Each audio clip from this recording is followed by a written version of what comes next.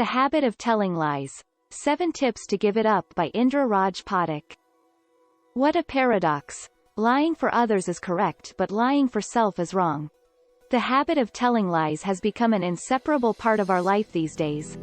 There is no more frowning for lies. Lying is one of the well-known realities of social life. Most people seldom lie, about once or twice a day, as regularly as they brush their teeth. And some people lie frequently. People manage to lie more in phone calls than face-to-face.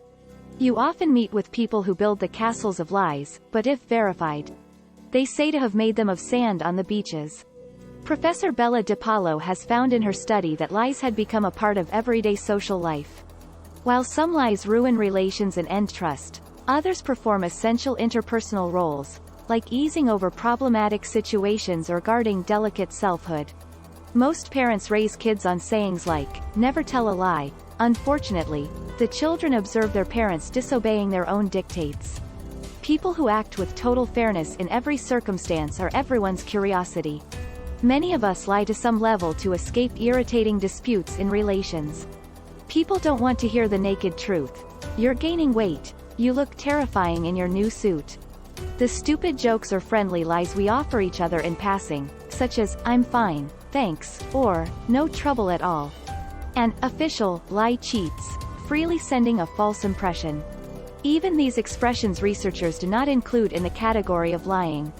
Thus praising a friend's terrible haircut or telling a banker that the check is in the mail both pass for a lie.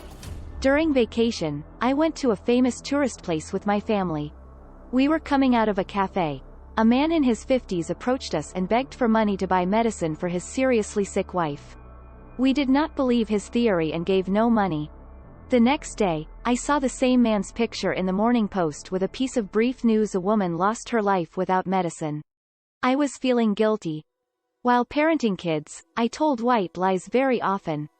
As a parent, do you use white lies to keep your child from knowing that a favorite toy was lost or a favorite piece of clothing was no longer suitable? Or to divert your son or daughter from something that was beyond your means? No one goes to Paris these days, and it's just too congested. Let's have our fun down in our beautiful city. Most people regard it socially acceptable and culturally correct for parents to use white lies with their kids. Since childhood, we begin to experience the difference between acceptable lies and forbidden lies when most are young.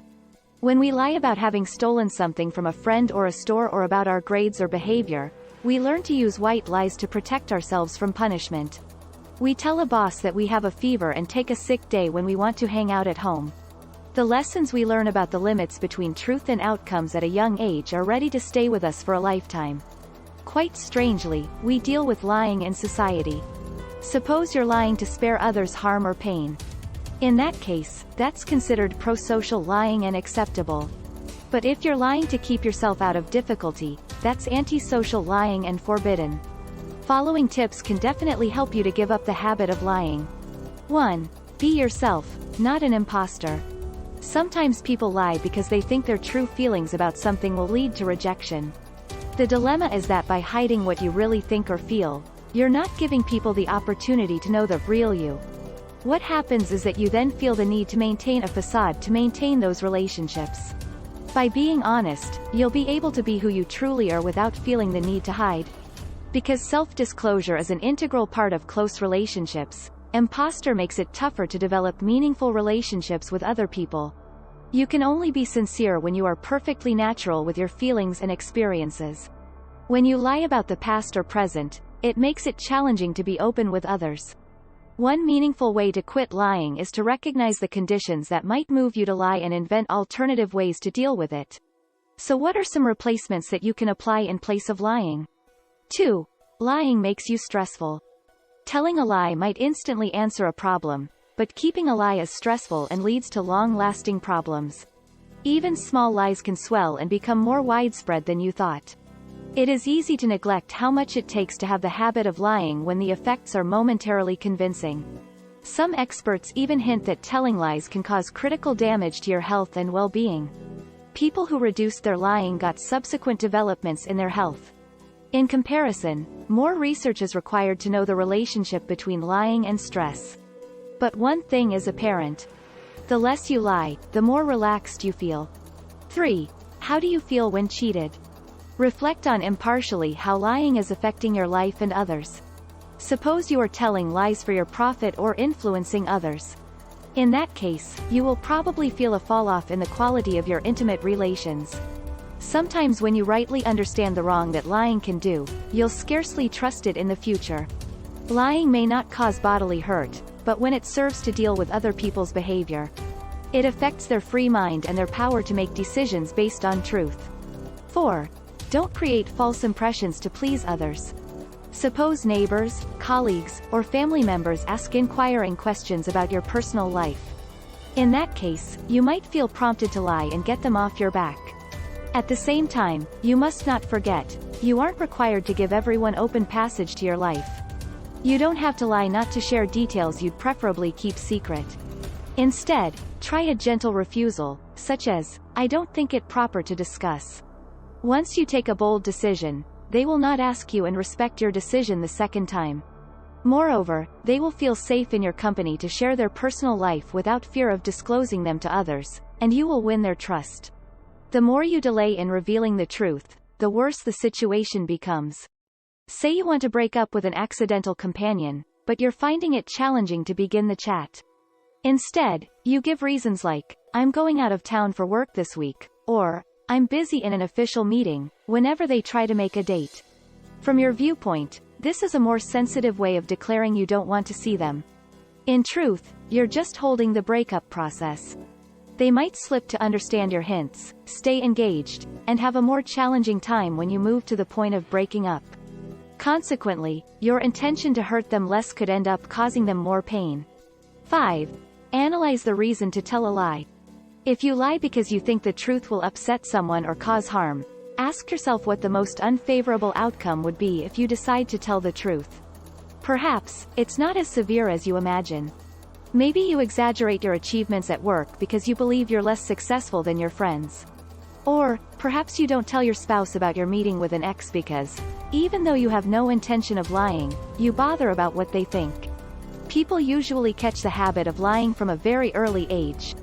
Perhaps you acquired as a child that you could make your way more frequently if you lied. You resumed the practice as a teen and dealt with the difficult situations we all encounter in life. Understanding the origin of your lying is the first move to creating a difference. Ask questions __. Do you lie as a way to get command over situations? Do you lie to enhance your self-image? Maybe you lie as a way to encourage yourself.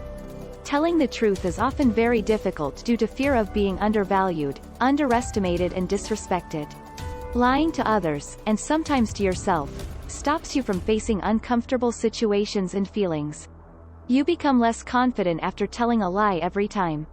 And your problem under cover of lies remains hidden and becomes more terrible. 6. Don't cover the truth with false coding. The most preferred tact to avoid lying is not to say anything when you cannot speak the truth. If you can't be truthful at the time, it's safer to stay silent or change the topic.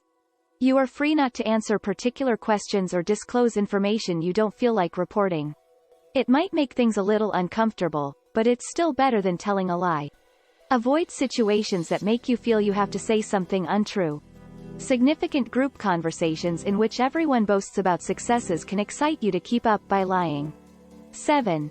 Ugliest truth ends in trust and happiness, but the sweetest of lies in misery.